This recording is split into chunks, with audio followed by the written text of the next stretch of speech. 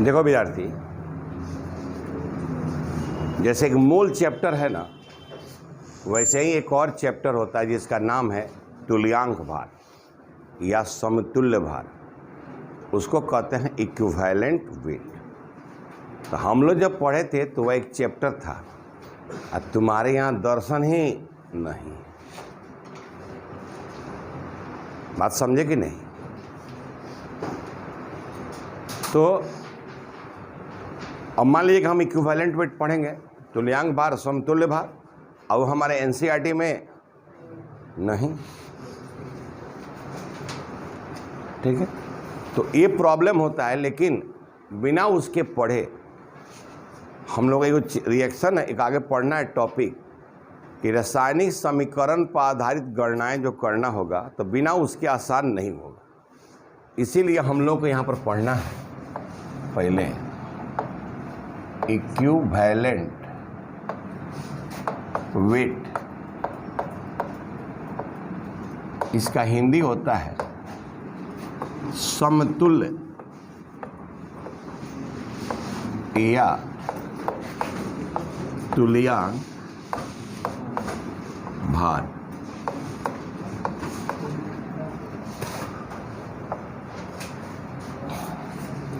अच्छा, यहां पर जो टर्म इक्विवेलेंट है, इसका हम लोग बड़ा भोजपुरी में यूज करते हैं कि राम श्याम के इक्विवेलेंट है। का राम श्याम के इक्विवेलेंट बा, मतलब बराबर बा। कहते नहीं कहते हैं कि राम का नंबर श्याम के नंबर के लगभग इक्विवेलेंट। अगर राम के 415 बा तो श्याम के 410 बा, तो लगभग इक्विवेलेंट कहते कि नहीं कहते हैं? तो याद जरा सोचो सब, क्या तुम लोग इक्विवेलेंट का यूज करते हो, प्रयोग करते हो? अब देखो, कभी कभी शब्द जो हम लोग यूज करते हैं उसका एहसास भी नहीं रहता है कि क्या यूज कर रहे हैं। तो इक्विवेलेंट प्रायः हमारे यहाँ भोजपुरी में खूब शानदार यूज किया जाता है। नहीं, तो इक्विवेलेंट का मतलब है लगभग बराबर, समतुल्य। तो हिंदी में क्या लिखा है? समतुल्य। अब देखो, तुल्यांक उतना समझ में नहीं आएगा। सम माने बराबर, माने दोनों के बराबर, समतुल्य उसके बराबर। ठीक है, तो ये हमारा इक्विवेलेंट वेट है, समतुल्य भार। तो देखो, तो इसमें दो चीज पढ़ना हम लोग को। ठीक है, एक पढ़ना है इक्विवेलेंट वेट ऑफ एलिमेंट। किसका पढ़ना है? यानी तत्व का समतुल्य या तुल्यांक भार। नहीं, तत्व का समतुल्य या, और एक पढ़ना है विद्यार्थी इक्विवेलेंट वेट ऑफ कंपाउंड। ठीक है, यानी यहां पर यौगिकों का समतुल्य या तुल्यांक भार। समतुल्य या तुल्यांक। तो किसका किसका पढ़ना है? एक तत्व का पढ़ना है और एक यौगिक। ठीक है, नोट करो। देखो, सिंपल समझो, तब तुमको कोई बात समझ में आएगा। समतुल्य भार मतलब उसके बराबर, यही ना? तो बराबर मतलब तुलना करने के लिए कोई एक चाहिए, तब ना तुलना होगा। तो यहां भी तत्व का तुल्यांक भार बताने के लिए हमारे पास एक मानक तत्व होते हैं, और उस मानक तत्व के कुछ द्रव्यमान होते हैं। ठीक है, तो यहां भी इसके लिए बताने के लिए, क्या बताने के लिए चला? समतुल्य भार बताने के लिए हम लोग यहां पर लेते हैं स्टैंडर्ड एलिमेंट। क्या लेते हैं? स्टैंडर्ड एलिमेंट, मानक तत्व। मानक तत्व लेते हैं। ठीक, अब देखो मानक तत्व कौन कौन लेते हैं, तो हाइड्रोजन, ऑक्सीजन, क्लोरीन और सिल्वर। ठीक है, इसी 4 पर तुलना करना है। किस पर किस पर? ठीक है, अब देखो या तो हाइड्रोजन से तुलना करके समतुल्य भार बताएंगे, या ऑक्सीजन से, या क्लोरीन से, या सिल्वर से। तो कहता है कि भाई एकरा कितना मास से, माने हाइड्रोजनों क्या कोई एक निश्चित मास होगा तब नहीं भाई, तब ना एकरा इतना मास से जितना संयोग करे। तो यहां कहता है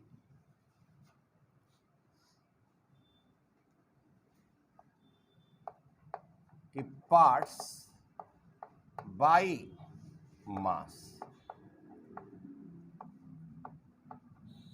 यानी द्रव्यमान का भाग। द्रव्यमान का भाग तो कितना भाग, तो कहता है कि हाइड्रोजन का 1 भाग। हाइड्रोजन के 1 भाग से कोई तत्व जितना संयोग करेगा या कोई तत्व 1 भाग को हटा देगा, वहीं उस तत्व का क्या होगा, तुल्यांक भार होगा। कहता है हाइड्रोजन कि 1 ग्राम हाइड्रोजन ले लो, एक मतलब द्रव्यमान के हिसाब से 1 भाग, 1 भाग हाइड्रोजन ले लो, और किसी तत्व का अगर 4 भाग संयोग कर रहा है, कितना भाग, तो उस तत्व का तुल्यांक भार हो जाएगा 4। किसी तत्व का 8 भाग संयोग कर रहा है तो उस तत्व का तुल्यांक भार क्या हो जाएगा, 8। मतलब कहता है हाइड्रोजन कि हमारा 1 भाग से तू संयोग करो, एक कहां तक तरो हमारा तक न। कहता है हाइड्रोजन कि हमारे 1 भाग से आप संयोग कीजिए, या हमारे 1 भाग को आप क्या कर दीजिए, विस्थापित कर दीजिए, या 1 भाग को क्या कर दीजिए, हटा दीजिए। तो 1 भाग से संयोग कीजिए या 1 भाग से हटा दीजिए।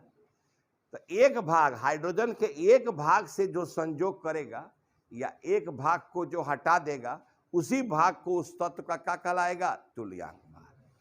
जैसे ऑक्सीजन का 8 भाग, ऑक्सीजन का 8 भाग, क्लोरीन का 35.5 भाग, ठीक है, और सिल्वर का 108 भाग।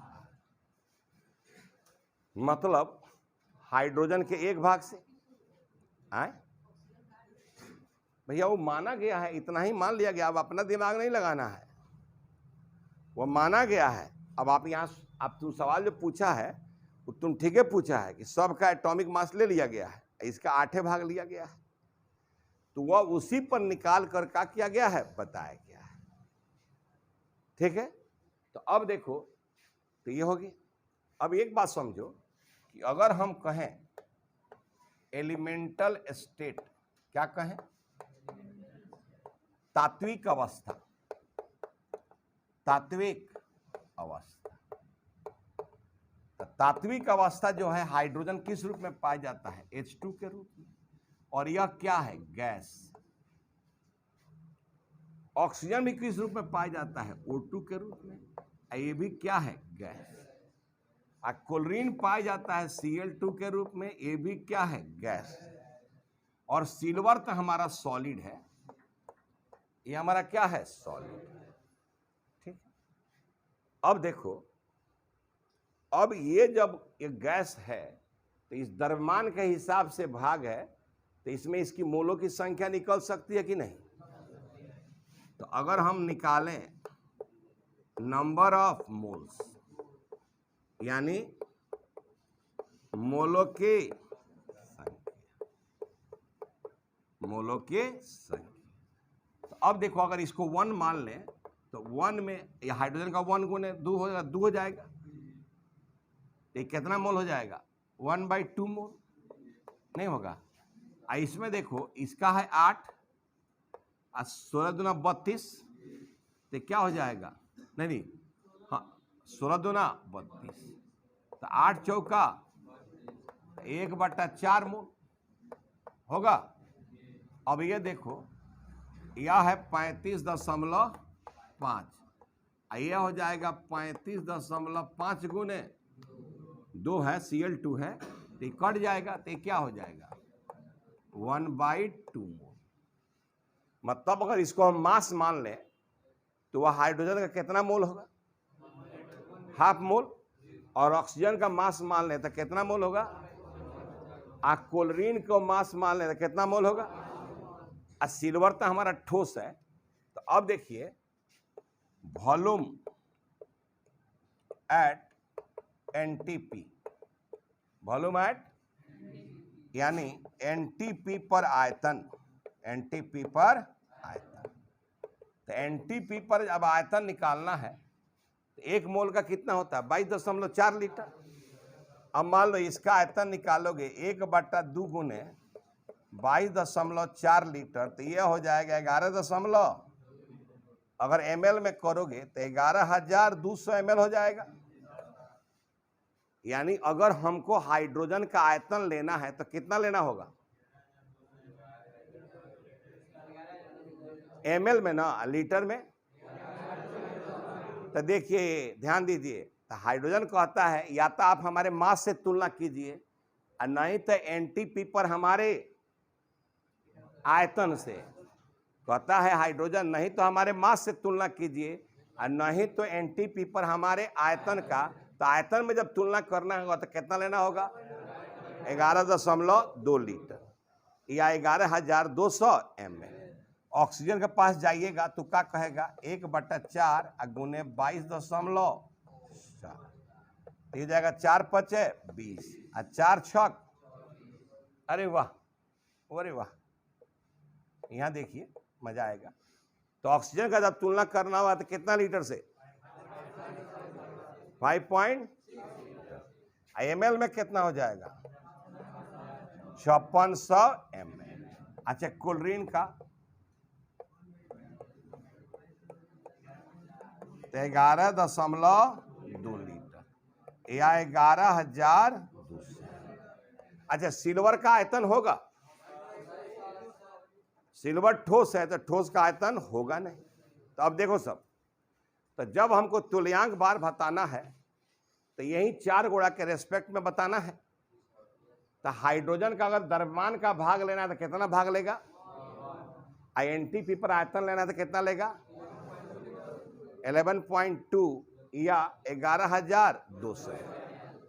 अच्छा ऑक्सीजन का लेना होगा तो 8 भाग, या आयतन लेना होगा तो या 5600 ml। क्लोरीन का लेना होगा, मास लेना होगा तो 35.5 भाग, आयतन लेना होगा तो।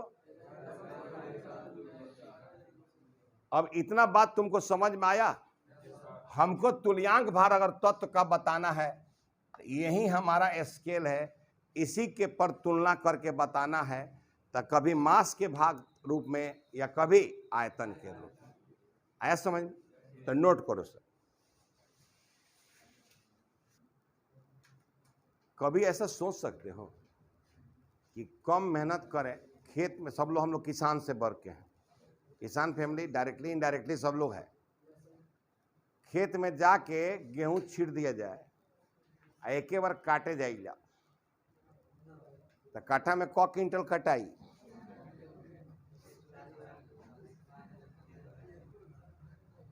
काठा में क्विंटल कटाई का ना,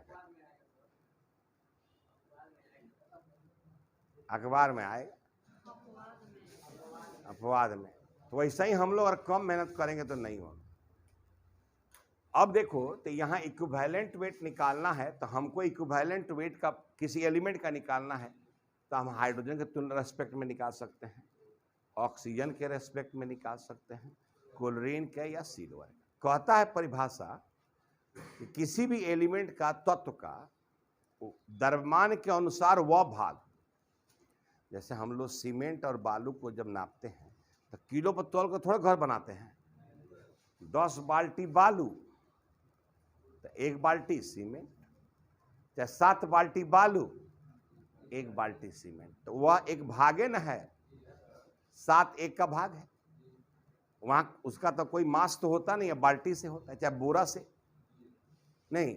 तो वहां पर हम लोग एक तुलना करते हैं। उसी तरह से यहां कहता है कि हाइड्रोजन के कितने भाग से संयोग करना है, एक भाग, या कितने भाग को हटाना है, एक भाग।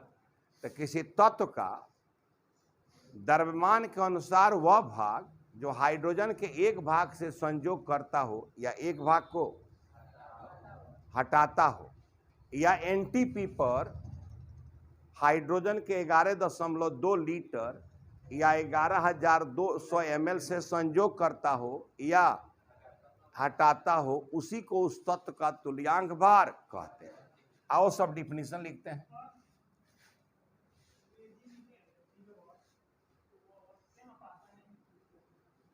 क्या पहचानेंगे, किसको पहचानना है? एजिड को कैसे पहचानेगा? सॉलिड है, ये बात कहे हो। देखो, पहचानने कौन चीज, तुम्हारे घर में चांदी का गैस आता है, मान लो जो चांदी का पैल पहनता है वो क्या है? चांदी का पैल पहनता लो ना माँ बहन लोग, बोलना यार, हाँ या ना बोलो। तो वह क्या रहता है? द्रव रहता है। क्या रहता है? बोलना। ठोस रहता है। पहचान लिया? नहीं, और क्या चीज? लोहा है। लोहा को क्या कहेंगे? क्या कहेंगे? चला, ठोस द्रव गैस को क्या कहेंगे? उसको नहीं। अब तारा से तार छोट भाई पलक, भैया पढ़ा तारी मोतेरी, बताओ कैसे पहचाने कि ठोस बा? बताओ क्या करो? कानवा पकड़ साला, चल देख तो लोहा हो, कहीं हाँ लोहा, बताओ ठोस बाकी द्रव बाकी गैस। तो क्या कही? देखकर आप किसी को नहीं पहचान सकते। पहचान सकते हैं तो वह हमको याद करना पड़ता है। तुम्हारी बातों को हम समझ गए कि हम लोग कैसे पहचानेंगे, कैसे पहचानेंगे। तो चला, अगर यही ज्ञान सबको हो जाता तो ट्यूशन पढ़ने की कोई जरूरत थी?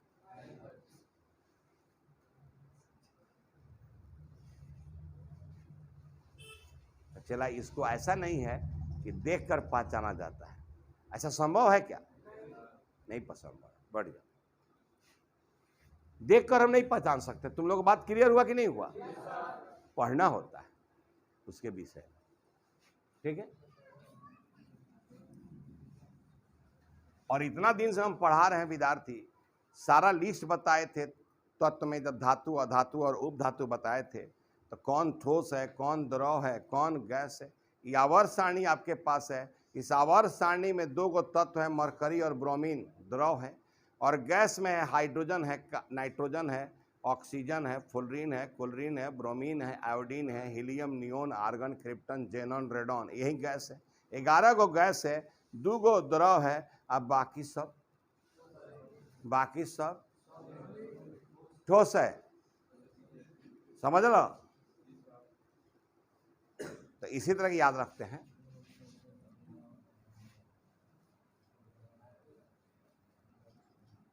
और बहुत बार बच्चा हमको कहता है कि सर कैसे बताएंगे कि धातु है कि अधातु है? ये दिमाग में सवाल पूछता है, कैसे बताएंगे? तो चूंकि जो तत्व धातु का गुण प्रदर्शित करेगा वो धातु, जो तत्व अधातु का गुण प्रदर्शित करेगा वो धातु। अब लेके जाएंगे हथौड़ा, अब मारेंगे, और टन टन बोलता तो धातु, और ढक ढक बोलता तो अधातु। समझ लो। ले गनी हथौड़ा, मरनी प्रणाम से, अगर वो चितर गईलन, फैल गईलन, धातु बाड़न, और टुकड़ा टुकड़ा में बट गईलन तो क्या बना? अधातु बाड़न। अक्का कनी धक अंगरा का बोर्ड में लगा देनी, और करंट मारत रहें तो धातु बाड़न, आ करंट नहीं मारत अधातु बा। आए तो जाना में शौक होकर लेके जाई हो, फंसा दियो।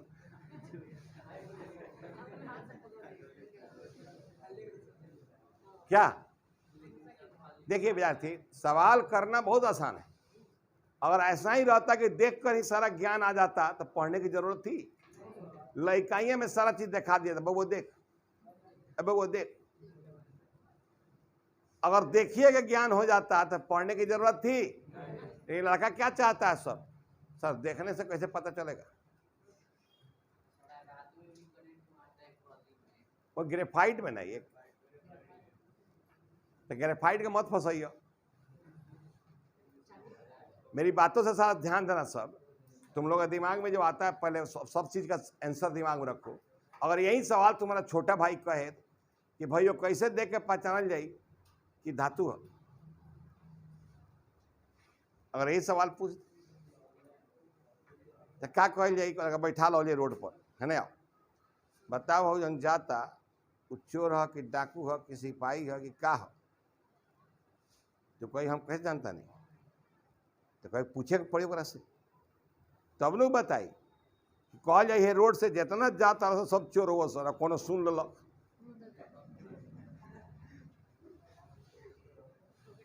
तो तने दोनों भाई के क्या करिए सर?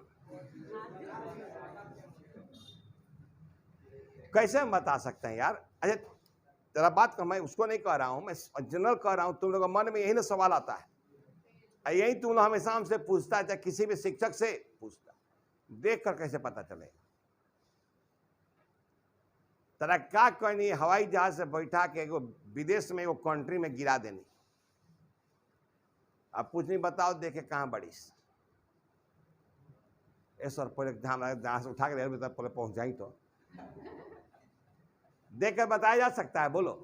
वहां पर बोर्ड पर पढ़ेंगे, अच्छा ये ऑस्ट्रेलिया है, अच्छा यह अमेरिका है, ये यूक्रेन है। यूक्रेन में सर कहा गिरा देते बम गिरता है। देखो कुछ मिसकंसेप्शन क्लियर हुआ कि नहीं तुम लोग? तो जो बार बार तुम लोग कहते हो ना कि कैसे देख कर बताएंगे, तो इसका कैसे जवाब दोगे किसी को? तुम अपने छोटे भाई बहन को कैसे जवाब दोगे? तो कहोगे चला कि बउआ भाई या बहन जो कहते हो, भतीजा भी हो सकता है कि बुआ किसी भी चीज को हम देख कर नहीं बताते हैं जब तक उसके विषय में पूरा अध्ययन हम नहीं करेंगे। जब अध्ययन करेंगे तभी उसके विषय में क्या करेंगे, बताएंगे। ठीक है? अब देखो यहां पर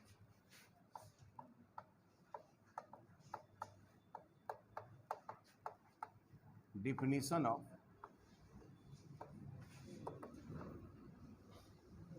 इक्विवेलेंट वेट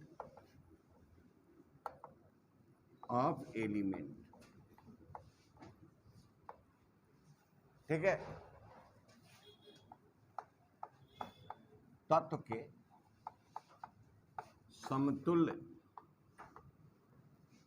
या तुल्यांक भार की परिभाषा।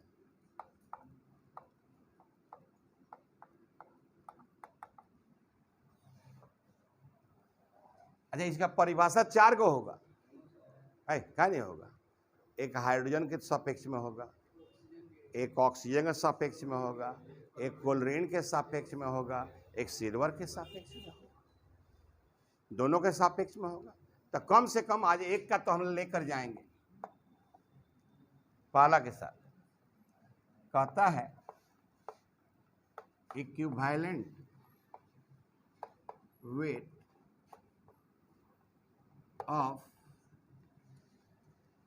of element is the parts by mass which directly or indirectly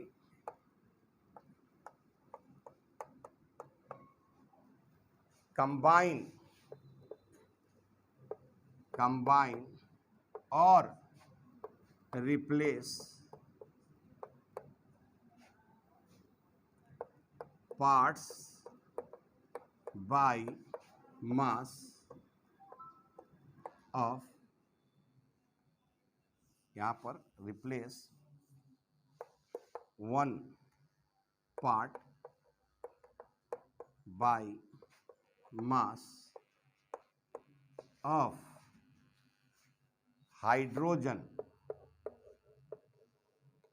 hydrogen और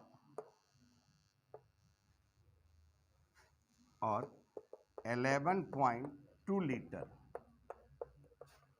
और 11,200 ml H2 at NTP। एक के साथ परिभाषा लिखेंगे तो इतना हमको लिखना होगा। ठीक है, लिख लीजिए। किसी तत्व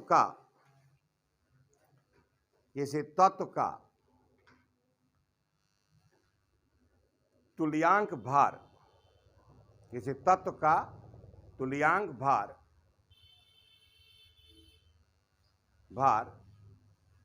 भार के अनुसार वह भाग है, भार के अनुसार भार, इस तत्व का तुल्यांक भार के बाद कॉमा दे दो, किसी तत्व का तुल्यांक भार लिखो ना, कॉमा दे दो, भार के अनुसार वह भाग है जो भार के अनुसार वह भाग है। नहीं, आप बीच में कोई नहीं बोलेगा, छूट गया तो छूट गया, छूट गया छोड़ दीजिए, आगे बढ़िए, उधर जगह छोड़कर। नहीं, आप बीच में डिस्टर्ब बहुत करते हैं, आप सुनने के बीच में कोई नहीं बोलिए, फिर मिलाइए। किसी तत्व का तुल्यांक भार कॉमा भार के अनुसार वह भाग है जो प्रत्यक्ष या अप्रत्यक्ष, जो प्रत्यक्ष या अप्रत्यक्ष हाइड्रोजन के भार के अनुसार एक भाग, भार के अनुसार एक भाग या एनटीपी पर 11.2 लीटर, 11.2 लीटर या 11,200 ml, 11,200 ml से संयोग करता है या विस्थापित करता है, संयोग करता है या विस्थापित करता है। पहले पढ़कर देखिए तो समझ में आया कि नहीं हिंदी वाला, पढ़िए पहले।